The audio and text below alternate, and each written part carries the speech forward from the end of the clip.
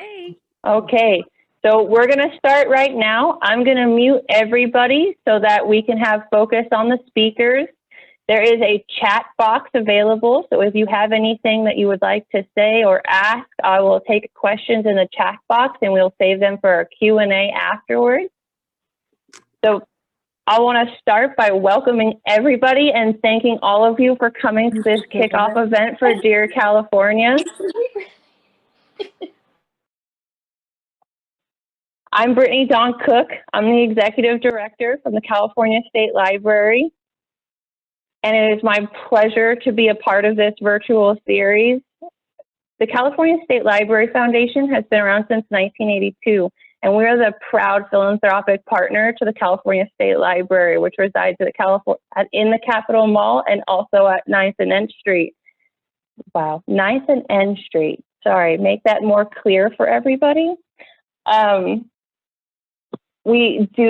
We support the library through our membership program and through contributions that come in through anywhere and everywhere. And it's through contributions like this that we're able to provide the Kibbe Fellowship, which brought Michelle and Mariah to us to begin with. And we were so privileged to have them be part of our publications, the Bulletin, which you can also find on our website.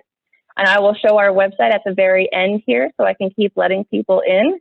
But I really, from the bottom of my heart, want to thank everybody for being a part of this. This is a big deal because what this platform is going to do is it's going to provide community members who feel like they haven't had this platform before to take over and really provide a community perspective on big topics that we have in California history. So I'm going to turn the mic over to Marielle and let her take it from here so that she can tell you a little bit more about herself and our speakers. So thank you again, and here we go. Oh, hold on, Marielle, you're muted.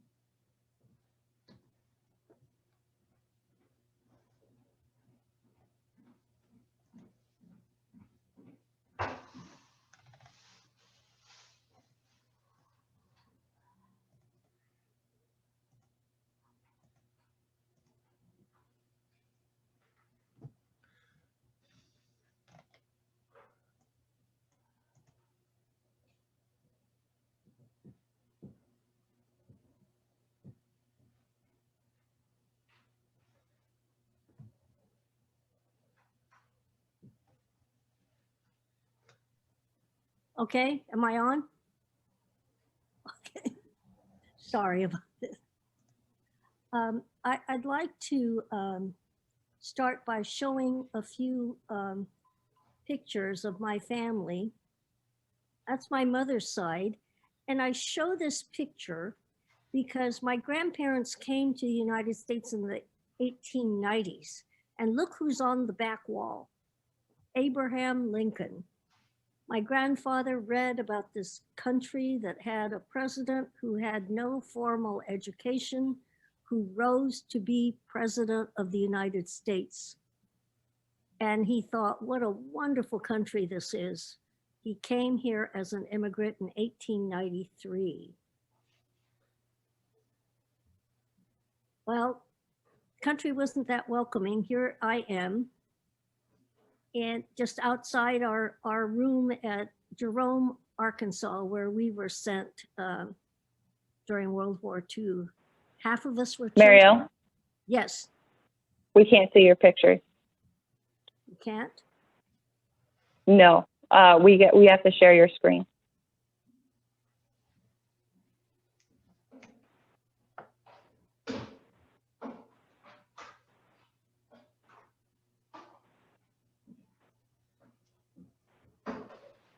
I thought I knew how to do this. We've got this.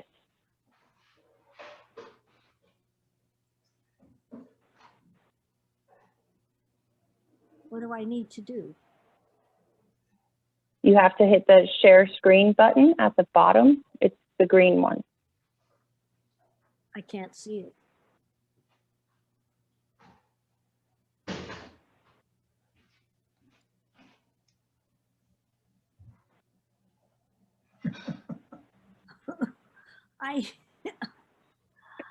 Well, maybe let's just skip the pictures because I don't think I can, I don't see anything at the bottom. It's covered by something. That's okay. So I was 5 years old when my family was sent from Florin, California, first to Fresno, to the Assembly Center, which was a temporary place. And my mother always lamented that we were sent out just before the crops could be picked. And this is sort of a segue into what Michelle Trujillo is going to reveal. So many of us were not able to pay the taxes and the mortgage because the ability to harvest that crop that year before we left was taken away from us, and we were forced into incarceration centers before that crop could be picked. And a lot of people made deals with a neighbor, with people that they knew. And my dad did the same thing with somebody named Bob Fletcher. Only Bob behaved differently than most folks. He not only paid the taxes and the mortgage, but even gave us some money back when we returned. Family So photograph. Bob was an unusual person, and we did not lose our farm, which is unlike the large majority of the people that lived in Florin. And now it's my pleasure to introduce our speaker, Michelle Trujillo, who holds a master's degree in public history and investigates how marginalized groups counter racism through activism, cultural endurance, and solidarity. Her bulletin article, Loans, Land, and Labor, the Farm Security Administration's Reappropriation of Japanese American Farms, takes a look at the bureaucracy that facilitated Japanese American expulsion due to Executive Order 9066, signed by President Franklin Roosevelt on February 19, 1942. The order authorized the forced removal of Japanese Americans to American concentration camps during World War II. Her new book, Images of America, Japanese American, uses photographs from Sacramento State's Japanese American archival collection to create a memory book of and for the people upon whose back the successful Oh, because I have to hit print, right? local And then the other. barn was built. Focusing between 1890 and 1942, this agricultural community was decimated by Japanese American exclusion. Her book is available online through Arcadia Publishing and in bookstores. And now, here is Michelle Trujillo.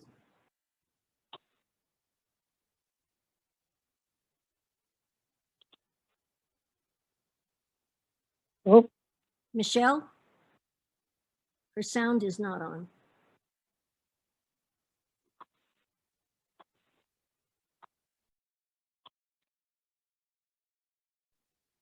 There we go. Okay. Well, thank you so much, Marielle, for your introduction. And I want to also thank you for your contributions to my master's project, which you mentioned, Japanese Americans of Florin. You not only let me borrow important resources about Florin's family histories, but you also generously opened your home. You opened your home to me and shared your own memories and experiences. You also wrote the foreword to my book. And so I'm so grateful for that as well and all of that. Thank you, Mariel. I'd like to thank the California State Library Foundation for selecting me as one of the inaugural Mead B. Kibbe California State Library Foundation Fellows, which got me to do some research in the Japanese American evacuation and resettlement records. And so the documents, most of the documents that we're going to be seeing today are from those records. And then, as mentioned, the photographs are from the Japanese American Archival Collection at Sac State.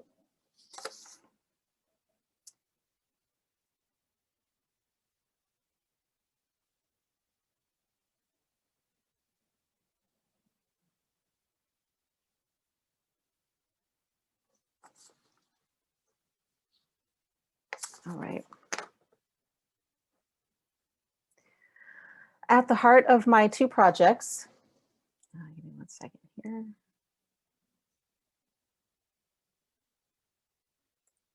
Give me 1 moment, you guys.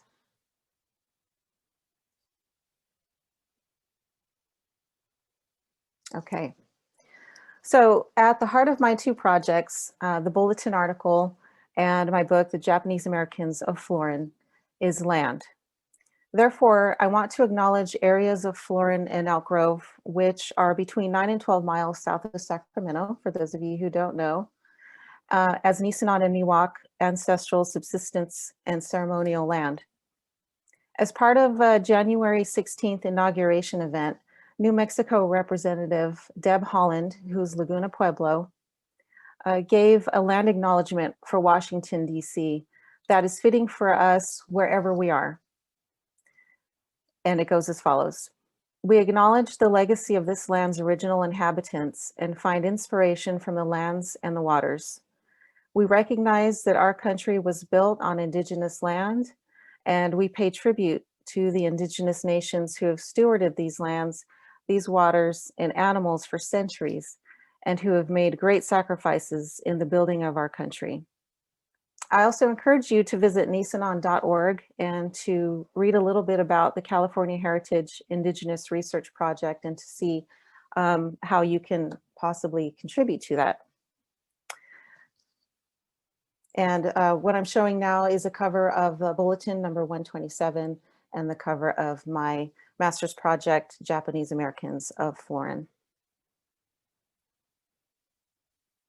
This same land that was stewarded by Nisenan and Miwoks was the same land Japanese Issei immigrants toiled over in order to establish new lives and build futures for themselves and their families. As their agricultural profitability grew, so too did that of Florin's landowning whites who leased to Japanese farmers.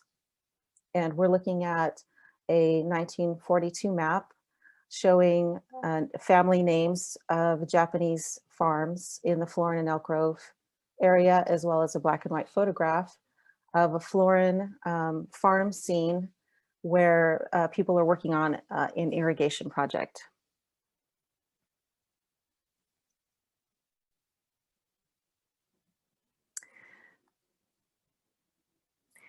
Between 1890 and 1942, generations of Japanese Americans overcame racist laws and class barriers to build livelihoods, legacies, and wealth, to have it eventually torn away by President Franklin Roosevelt's Executive Order 9066, which authorized the forced removal of Japanese Americans to American concentration camps during World War II.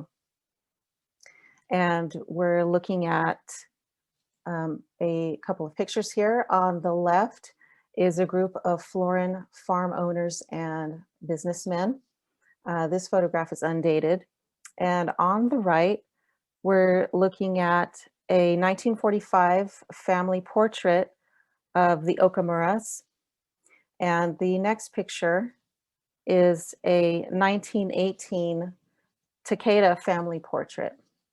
And I want to just draw your attention to the little boy right at the center. He's Henry Takeda. And I think he might be coming up in Mariah's presentation because for his work as a lawyer in the future, when the Takedas moved to they farmed in Florin for a little while and then they moved to Sacramento. So we might see a picture of him later with Mariah's presentation.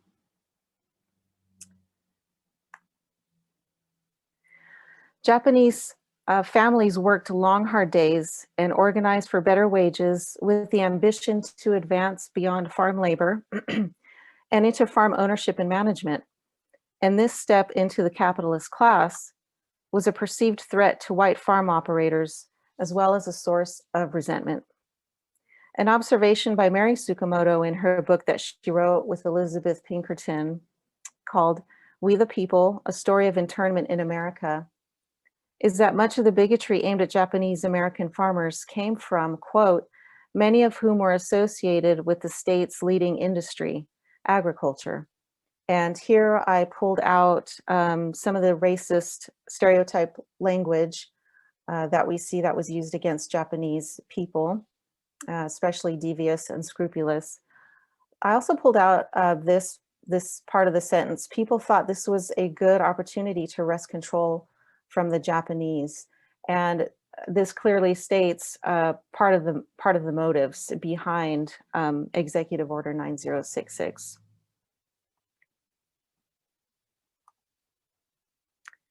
The Farm Security Administration's role in Japanese American removal was to get quote unquote American farmers and corporate organizations to replace their predecessors by providing various forms of financial assistance, such as providing credit or helping to obtain credit and assisting with planning farm operations. The FSA also had leverage with banks to financially assist farmers in other ways. And we're looking at two excerpts from documents. The top one, if we look at the bottom of the first paragraph, it calls out Bank of America and some of the other corporate organizations above. And okay, moving on, let's see. In 1942, when the time came for the Farm Security Administration to facilitate Executive Order 9066, corporate agricultural interests were ready to leapfrog over individual farmers and take advantage of the FSA's rush to reappropriate these Japanese American farms as quickly as possible. And the bottom excerpt here, we see Spreckles and Crystal Sugar were taking part in these transfers and kind of taking advantage of the opportunity.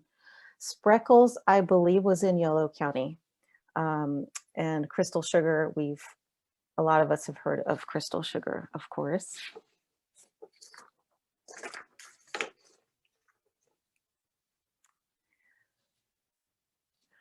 One of the first things Japanese Americans had to do after the evacuation was announced, evacuation order was announced, was to register their families at the nearest WCCA office. That's the Wartime Civil Control Administration. And in this case, it was located at the Elk Grove Masonic Lodge, which is here in the picture that we're looking at. This photo's from 1942. And in fact, this building still stands in Elk Grove, and it's at the near corner of Elk Grove Boulevard and Railroad Street, if you wanted to ever check it out.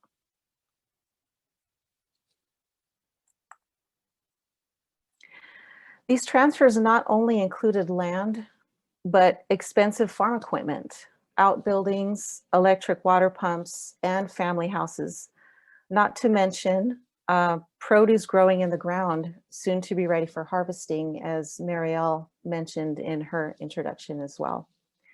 So we're looking at 3 photographs. The top left is the Taniguchi home with a car out front. The bottom, that photo is undated. The bottom right photograph is the Takahara house. This photograph is from 1935. And we also see there's some outbuildings, this really wonderful home and an automobile as well. And the top right is the Fuji property. Again, we see outbuildings, and those look like grapevines growing. The WCCA and the FSA needed to frame this seemingly illogical undertaking and shape the narrative because Japanese Americans produce such a large proportion of California's agricultural output. These folks were the experts who innovated agricultural techniques, and they just knew the land, especially when it came to growing strawberries in Florin. One of the government's propaganda tools was the scripted radio interview.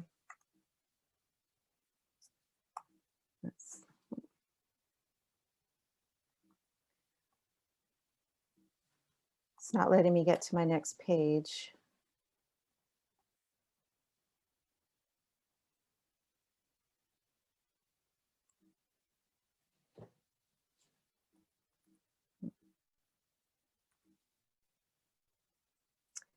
I'm stuck here, Brittany.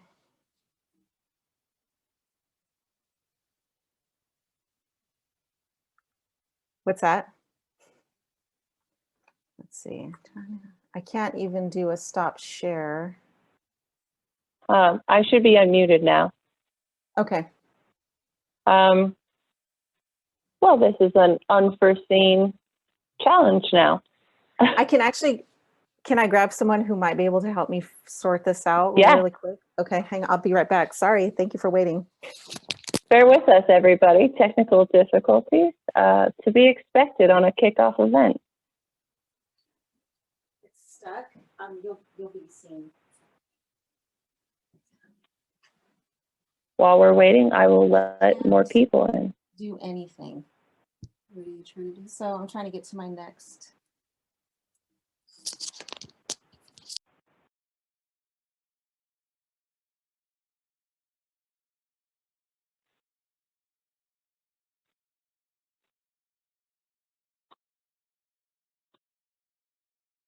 Good.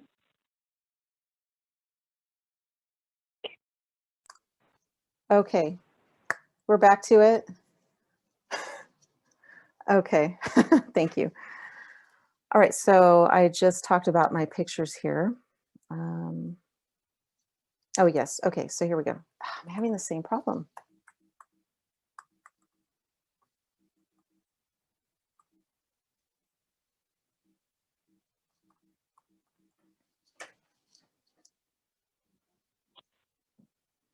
Try it now.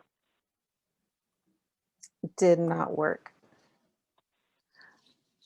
Okay, I think I have it now. All right. Okay. So the WCCA and the FSA needed to frame this seeming illogical undertaking. And so they used radio scripts to do this. And so as we see here, they framed it as something voluntary by calling it a migration, as we see there on the second line. They also allude to the these evacuated these farms as a new frontier that's already tilled and ready for farmers to come in, and not just any farmers, but on the third line from the bottom, American farmers, which they meant white farmers.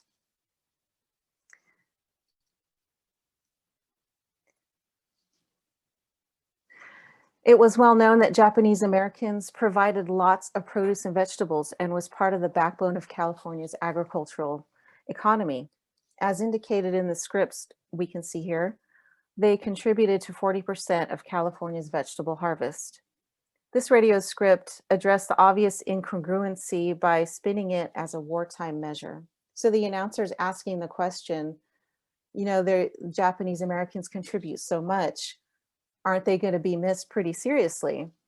And the response to that is, sure, they are going to be missed, but it's just one more tough emergency job the American people have got to lick. And, you know, ignoring, of course, the fact that this was a problem that the American government created on its own versus a problem that was imposed upon us.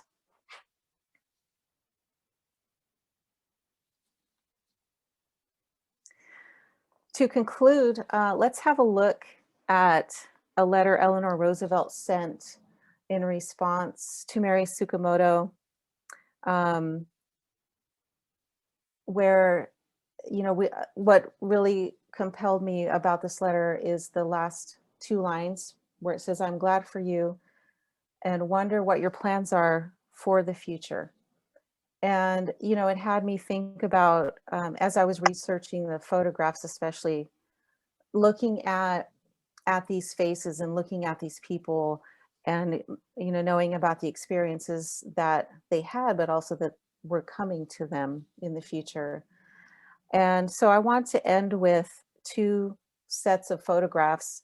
And as we look at these, to think about that, to think about how their ideas about the future might have differed based on the time and place of each of the photographs, as well as the destructive impact of Executive Order 9066.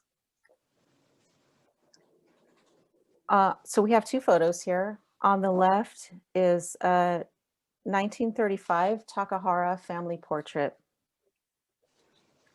On the right is a 1942 photograph of Tammy Takahara, the matriarch. She's outside the concentration camp barracks at the Poston camp in Arizona. And, you know, we can see, thinking back to, if you recall, just a few slides ago, we looked at the Takahara house, and it was the bottom right photograph with the car out front. And, you know, in contrast, the conditions that they were forced into that we see on that right photograph. Finally, here we have a 1905 portrait of Choji and Mitsuya Kawada on the left. Just the handsomest portrait of these two. And to the right, we have a 1943 photograph of them at Tule Lake. Again, we see the conditions that they were forced into. The Kawadas did return to West Sacramento after the camps closed. So unfortunately, the future for Japanese Americans after World War II, detention and incarceration, continued to be beset by racism and exclusion. And so now I'll pass it over to Mariah to discuss new challenges for Japanese Americans returning to Sacramento after the camps. Thank you.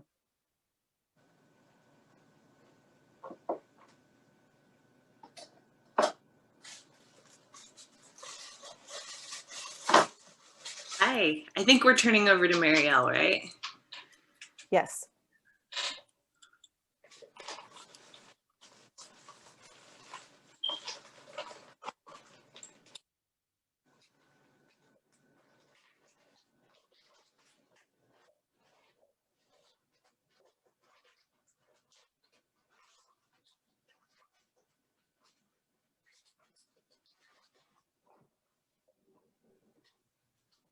Okay, I'm unmuted. Thank you so much, Michelle. I appreciate the information and the thoughtfulness with which you've done your research. Do we have time for questions, or am I supposed to go on to Mariah? I have a question here that I thought I was supposed to pose. Are we going to do that at the end? Brittany? The question I have here is, did you find threads that perhaps didn't fit into the focus of the article, but that you continue? I think Michelle is Should I go on to is Mariah? muted. Yeah, let's go on to Mariah and we'll do questions at the end. Okay, all right. Thank you. All right. You know, this is really great because Mariah's research comes later in the 1950s, and she has an impressive background. So let me introduce Mariah.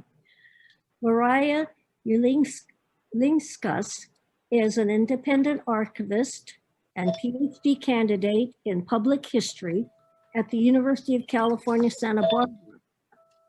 Her research focuses on the impact of post-war redevelopment programs on communities of color with a focus on community archives.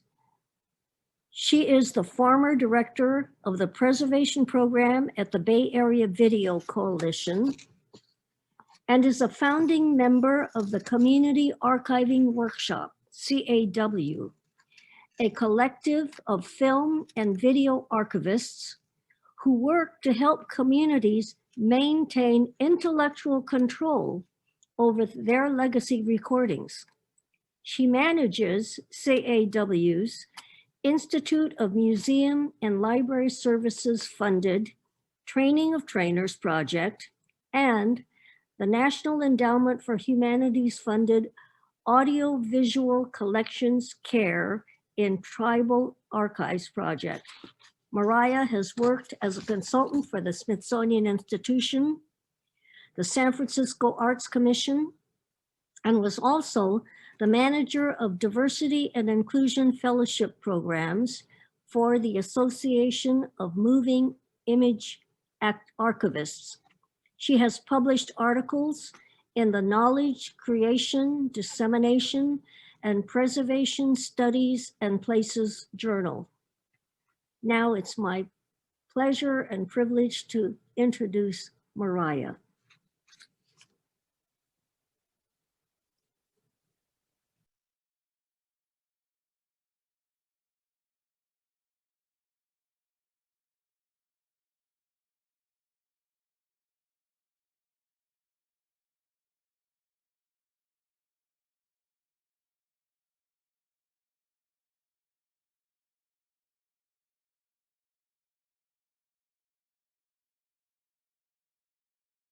Mariah, are you good?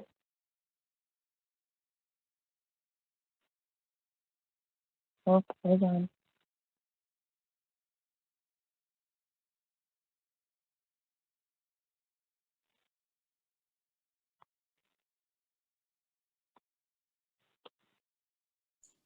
Okay, now I can unmute. All right, y'all can hear me?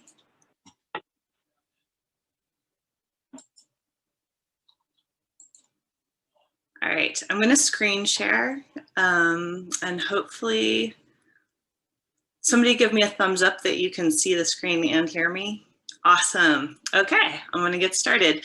And I'm gonna quickly just ditto everything Michelle said about my appreciation for the opportunity to do the research at the California State Library and the honor of being one of the inaugural grantees of the Mead B. Kibbe Fellowship. It's been a real pleasure. So I want to thank everybody at the foundation involved in that, as well as the people who helped with research when I was at the library. So my research addresses how the conflict between post-war redevelopment agencies and the minority communities who were most impacted by them have shaped contemporary urban identities in the United States. A lot has been written about the reshaping of post-World War II cities from an architectural and urban planning standpoint, but not a lot from the perspective of the communities who were targeted and pushed around by these programs. The goal of my research is to develop a grassroots narrative of the lived experience of redevelopment and to highlight the ways in which resistance to redevelopment really catalyzed resistance movements that followed. This is one of my favorite photographs. This comes from the Oakland Redevelopment Agency, and what you can see on the right-hand side is a bulldozer tearing down a house, and on the left-hand side, a group of people, probably people in the neighborhood, a lot of children watching this happen.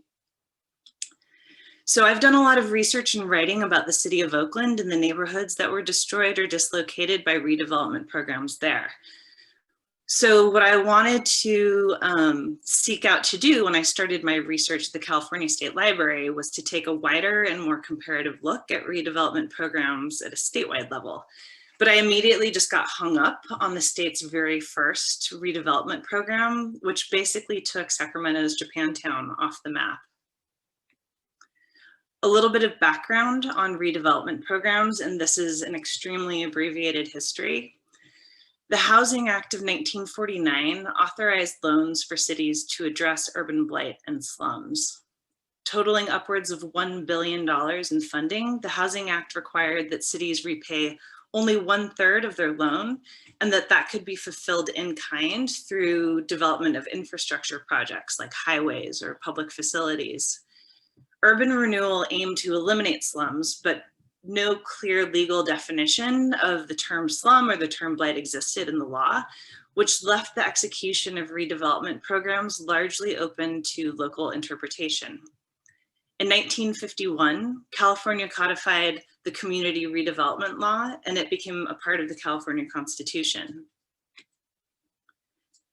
Redevelopment was widely referred to as slum clearance back in the day, but what it usually involved was the forced taking of homes and businesses and the displacement of minority communities. James Baldwin famously coined it Negro removal. And while redevelopment did disproportionately impact African American communities, it was also targeted at Latino communities and, as illustrated in this instance, Asian communities. So in 1951, Sacramento's redevelopment agency announced its first project plan, which would consist of 62 city blocks in the west end of Sacramento and included the entirety of Sacramento's Japantown. What you see here on the left is an early sketch of the redevelopment plan, and then a photograph of what it looked like at the time, with the Capitol Avenue, going down to the waterfront and all of these, like a normal looking neighborhood, right, on each side of it. Sacramento's Japantown, which dated back to 1891, had literally just landed on its feet again as a community after the forced relocation to concentration camps during World War II. The last of the camps had closed in 1946, and upon their return to Sacramento, Sacramento's Japanese American community found their homes and businesses occupied by other migrant minority groups. Since racial housing covenants restricted their ability to move into other parts of the city, returning internees crowded their way back in and began to rebuild their lives, their businesses, and their community. The Capitol Mall project, first proposed in 1951 and eventually completed in 1957 after years of debate and some adjustments to the plan. The project intended to connect the Capitol building to the riverfront, and it went right through Japantown. So you can see on this map the Capitol Park, and this is literally what they called redlining, where they marked this whole area as blighted, and this is Japantown's in this little square that's marked D4. It's just directly between the Capitol and the river where they wanted to do all of this. Residents of Sacramento's Japantown likened this proposal to a second removal and felt really unfairly targeted. This was a particularly insidious project to lay upon this particular community. Again, in this photograph from the Sacramento Bee, you see the line going from the Capitol to the river, and they've just laid these squares over Japantown that are like, here's going to be a shopping center, here's going to be a parking lot. So anti-Japanese sentiment following World War II still prevailed, and the Japanese American community had little political power or public support in Sacramento. Japantown property owners challenged the redevelopment agency, stating that officials provided no evidence for their claim that there was blight in the area. The Sacramento Bee's longtime publisher, Valentine McClatchy, had been a vehement and well-known anti-Japanese activist. McClatchy utilized his newspaper as a mouthpiece for redevelopment and really had no interest in representing or humanizing the community of Japantown. And this is a front page political cartoon that is just, I find, so severe, of this like monstrous thing crawling across the city. It says creeping blight, and it's like creeping up on the people who are supposed to be redeveloping the West End. So debate over the slum designation went back and forth, with the redevelopment agency opinion broadcast through the local paper, while opponents to redevelopment really struggled to be heard. After 2 years of public debate, the redevelopment agency emerged with a new plan, one with a smaller footprint, comprised now of only 15 blocks, but still including all of Japantown. 61% of the businesses and homes in the new project area were owned by people of Japanese descent. And the community responded immediately. The Japanese American Redevelopment Study Association, JARSA, was formed to do their own redevelopment research and actually brought their own proposals for redevelopment to the city.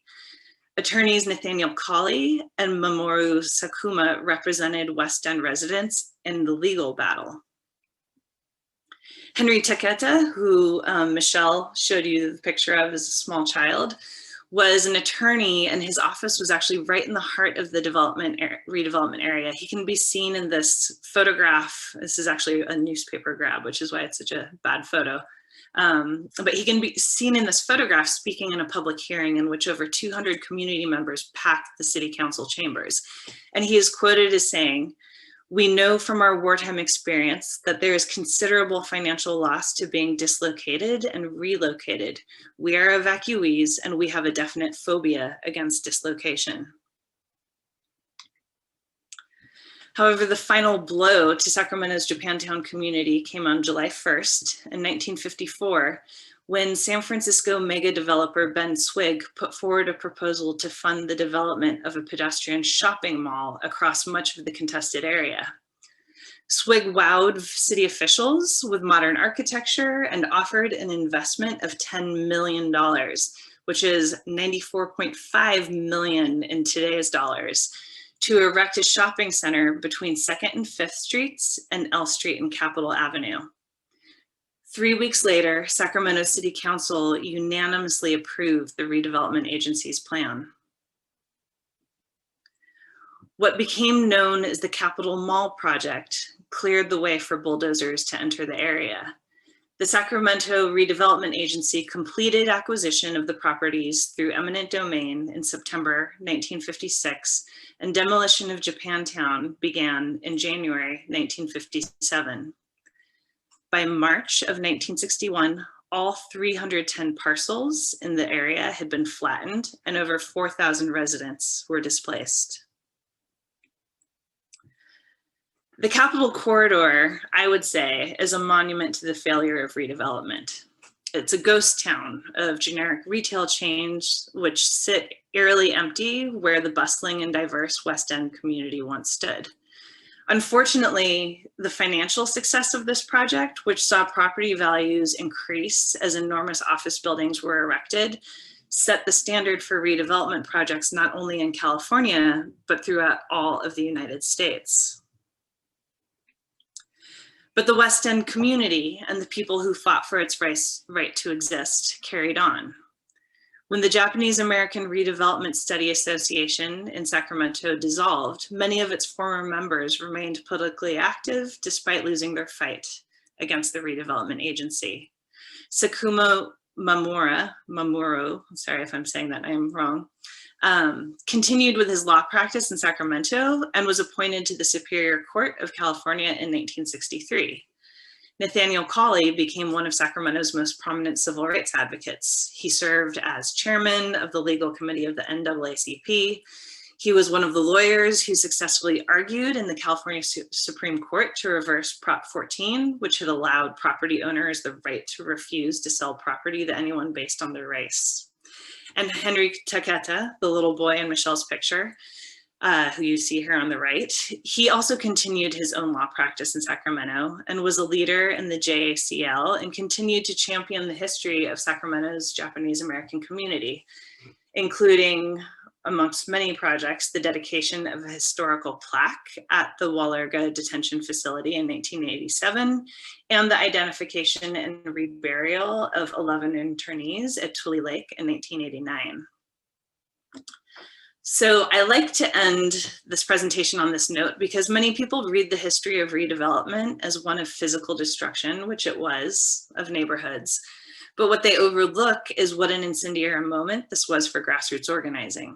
Neighborhoods slated for redevelopment in other California cities saw what happened in Sacramento, took lessons from the fight there, and some managed to slow and even derail redevelopment projects which threatened their community. And so with that, I'll wrap up and open to Marielle for questions.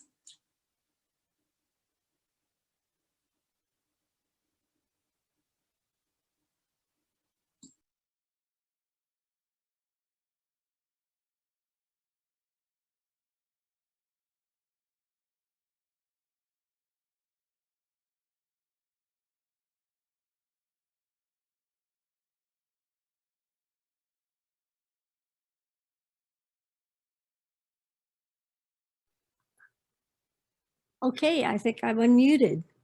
Thank you so much, Mariah. That was so interesting and really, I remember the 1950s when that happened to friends and relatives in Sacramento.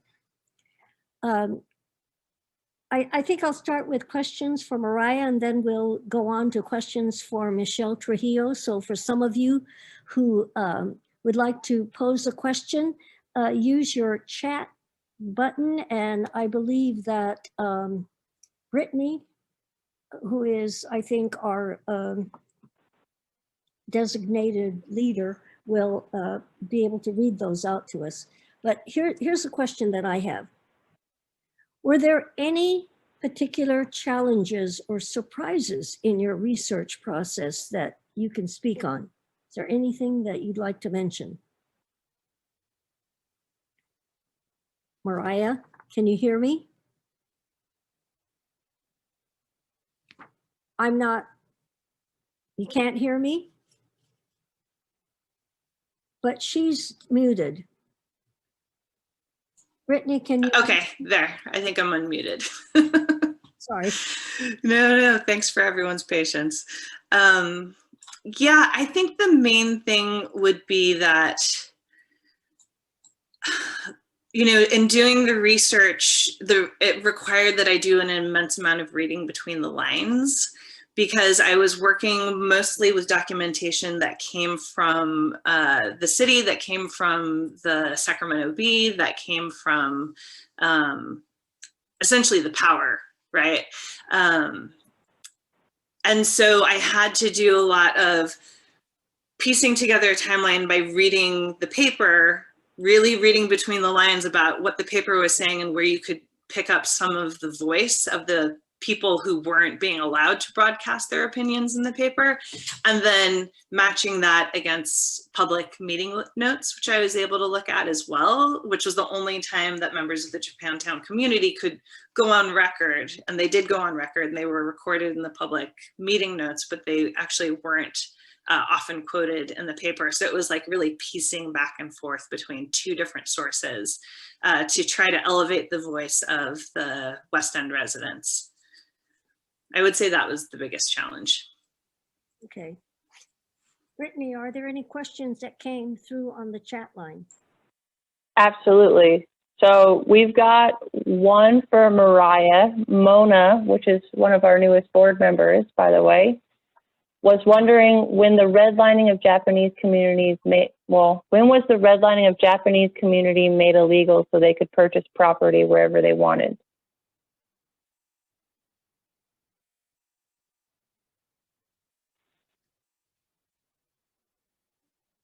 Mariah is still muted. How does it mute her again?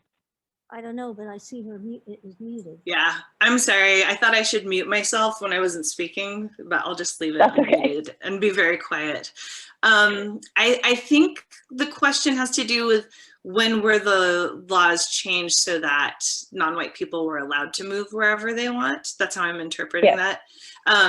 So I think, and I should know this off the top of my head, but I think it wasn't actually until the late 60s, early 70s that that, you know, things like sundown laws and things like that in California were challenged.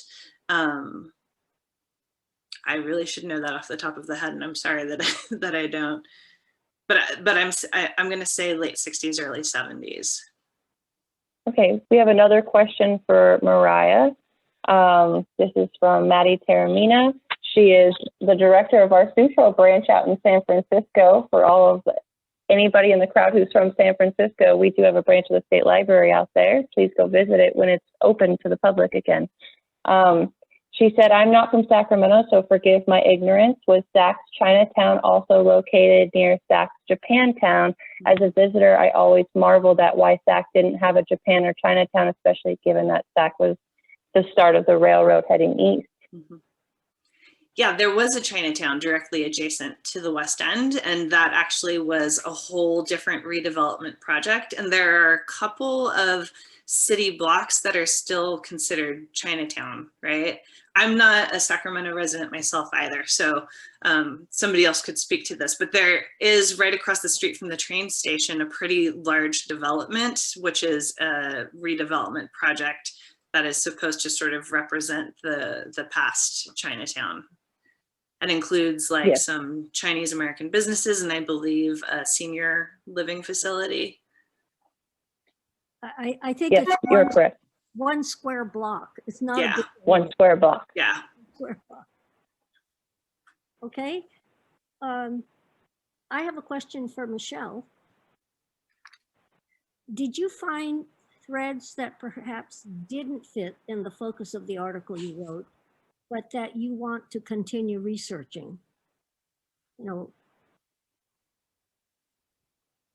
Gosh, there were many actually, but there was one document that I came across in the records that had a list of 5 Florin and Elk Grove properties, farms that were still trying to transfer, and no family names were attached to these farms, and they ranged from about 20 to 80 acres.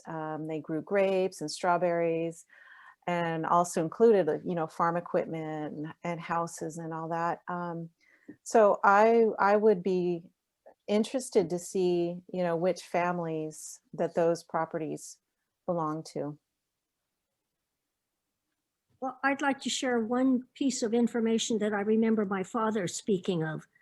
He was talking to somebody from Florin who was so angry because he got the letter telling him his property had been sold for non-payment of taxes. And then a few weeks later, he received a notice from the county telling him his taxes were due. In other words, his property was sold for non-payment of taxes before he was informed the taxes were due. Mm-hmm. So, I don't know what the timing was on some of that, but many of the properties were taken that way for non-payment of taxes, or an agreement made by somebody who was supposed to take care of the property, but didn't pay the mortgage, didn't pay the taxes. Mm-hmm. Well, that has me think about another thread that I would also, like to find out about, and it was the freezing regulation that was used. And so I only came across it mentioned a few times, but I didn't research more deeply into how it was used and to what extent.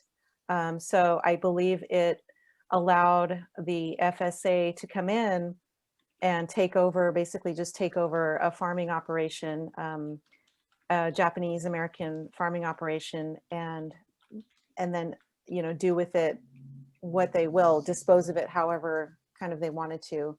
So, maybe it's tied into transferring it that way as well. Thank you. Brittany, any other questions? Yep, we got a few more. Mona wants to know if there's any Japanese restaurants or businesses that are currently open still that have been around in Sacramento for generations, if anybody knows. That's a question for you, Marielle. Well, the one thing that I don't remember a restaurant because a couple of them that were on 10th Street closed. But Otto's, which is a grocery store, is open. It's on Freeport Boulevard. And even some of the Chinese restaurants, Japanese people love Chinese food. And that some of the Chinese restaurants that my dad and my grandparents used to love to go to are closed. So I'm not sure there are any restaurants that I can recall that were started in the 1930s or earlier. The one restaurant that I remember is Mikuni's, but Mikuni's wasn't started until I think as late as the 1970s or 80s. And it was started by somebody who came from Japan. He was a minister, a Baptist minister. And when he came, the church said, "Oh, we're so happy you came, but we are unable to pay your salary, so we hope that you can get a job. And his sister started a restaurant that was called Manna, which is, you know, the food that God provided out in the desert for Moses. And he started that restaurant, and then they split and he started Mikuni's. But that was not until the 80s.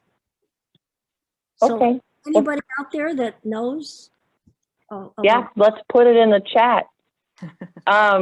So we have another question for Mariah and Michelle. I know Mariah said that she had to do a lot of reading between the lines, but did either of you feel like you had to fight to get this information? Did you feel like this was still being suppressed even today?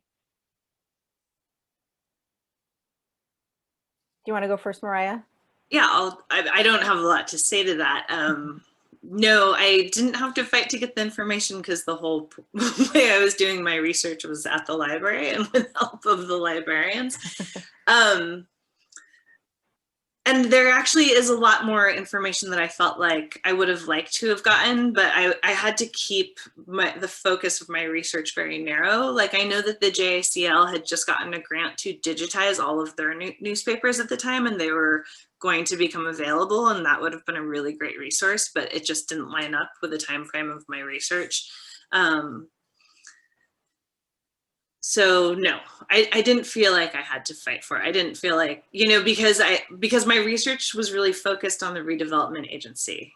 You know, my research wasn't as focused on trying to, you know, if I had spent, I guess, time searching for more personal narratives on this specific project, maybe I could have come across more hurdles, but it just wasn't the way that I set up my research. Same here. I didn't really, there weren't like any kind of struggles in that way in terms of getting the information. Probably my fights were with the parking meters for parking outside the state library and, like, you know, walking around the corner to get there.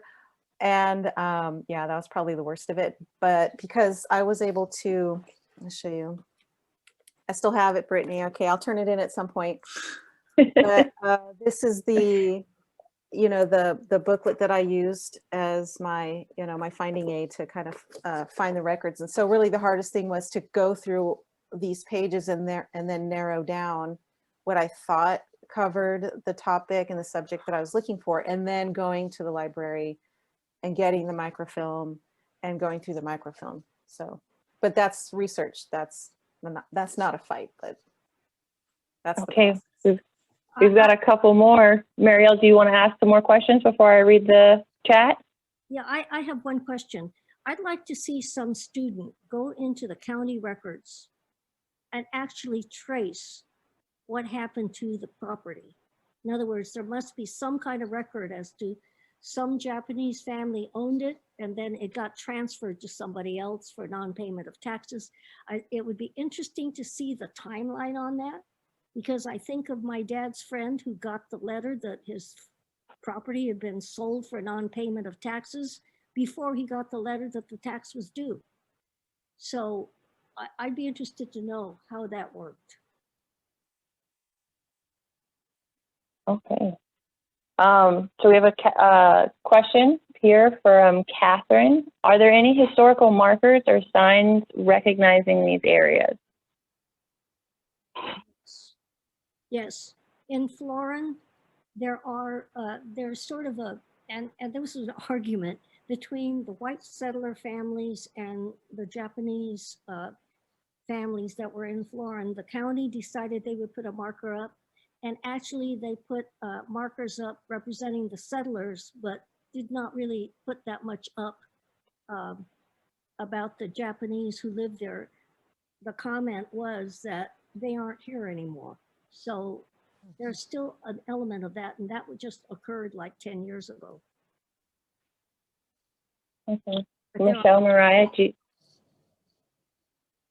Yeah, and you know, I really don't know if there are in the former Japantown in downtown Sacramento. It's interesting because I took a class, I was taking classes at Sac State, and I took a class in that downtown campus that they opened, I would take the train from Oakland. So I walked through this area back and forth a couple times a week, and I never saw any historic markers, but maybe some of you who are actually in Sacramento could say that there were. I walk by that area in Capitol Mall all the time, and I have yet to see any markers or indications of any of this. Yeah. Well, that might be a project for the future. I know the VFW building on 4th and I'm not sure which street. It's a small building that is still owned by the Veterans of Foreign War, the Nice Post. And there are some, it's not a marker, but it's like a display case that shows a little bit about the Japanese community there. But there are no building markers or sidewalk markers that I know of. Okay, we've got some more questions here, and it's past 7, so we'll try to answer everybody's questions. Was there any collective support from the other Sacramento minority communities in fighting the forced redevelopment in the 50s or evacuation during World War II? My grandmother's family lived in Sacramento, used to work on Japanese farms in Florin before the war, and their poor Mexican homes were eventually taken in eminent domain when I-5 was built. This is coming from Gabriel Suarez. I can say that because the West End, when the Japanese American community was forced into the camps, the West End, a lot of African American migrants moved into the area. And after the war, you see a lot of historic pictures of clubs and schools in the West End, and it's Japanese Americans and African Americans. And Nathaniel Colley, who represented West End, residents, represented both the Japanese American and African Americans in that fight. So I would say there was collective support between Japanese Americans and African Americans at the time. They all got pushed out to Oak Park, I believe. And I know when I was doing my research actually at the library, there are quite a few boxes on the I-5 and the impact of the I-5. That's, again, a whole nother redevelopment project targeted at a whole nother different community. And I'm sure that there's been research and writing about that. During World War II, there were 2 people serving in the state legislature that voted against the Japanese being sent away. One was John Shelley, who was from San Francisco, and I think he was an assemblyman. The other one was Ralph Dills from Torrance, California. He had just been elected to the assembly.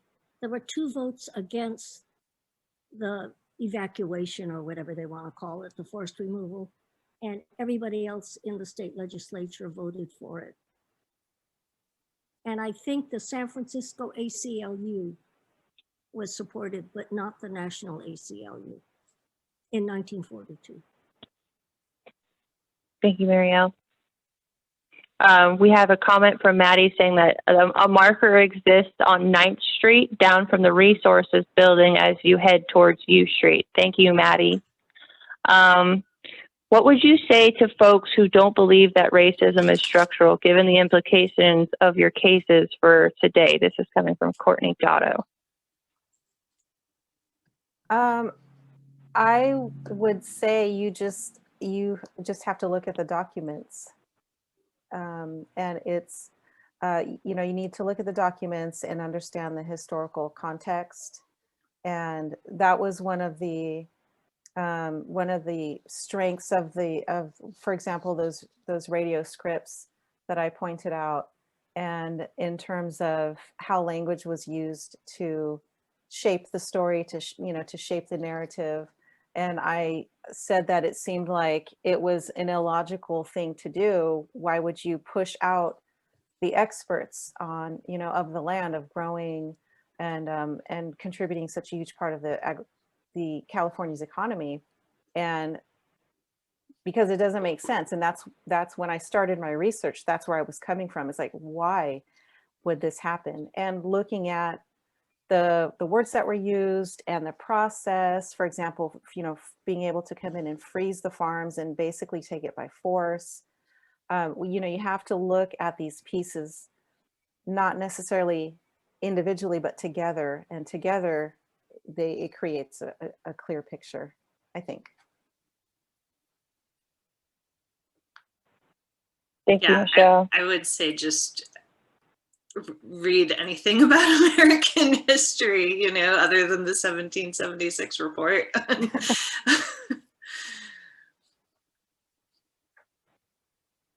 Okay, well, that seems to wrap it up for the online questions.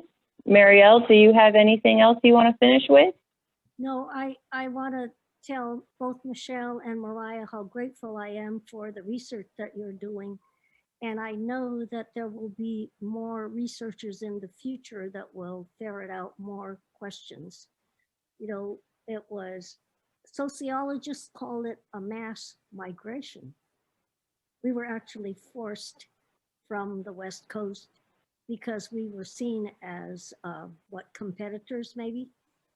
Mm. Somebody wanted our property, somebody wanted our land. They wanted us not to be there. And it was accomplished through the redevelopment program. It was accomplished through forcing us off of our farms and not allowing us to pay for the mortgage and the taxes. And that was the method that was used. And, people ended up in Chicago, different parts of the country, because that's where they could make a living. And literally, people didn't come back because there was nothing to come back to. They couldn't sustain themselves. So that's what's called the big migration, which I think is interesting. Well, I personally would like to thank all three of you for joining us tonight. I would like to finish us off here by thanking everyone for joining us. It's been a lovely evening, and I'd like to ask if you could please consider becoming a member of the California State Library Foundation. It's through donations to the Mead B. Kibbe Fellowship that we are able to entertain researchers like Michelle and Mariah. And it's through our quarterly publication, the Bulletin, that we can publish articles like theirs and get more information out to everybody involved. So again, thank you very much. And thank you all, ladies. I really appreciate it. Thanks Thank for you. having us. Thank you so much. Thank you, Mariah. Thank you, Michelle. Thank you, Marielle, Bye, so much, everyone. Mariah.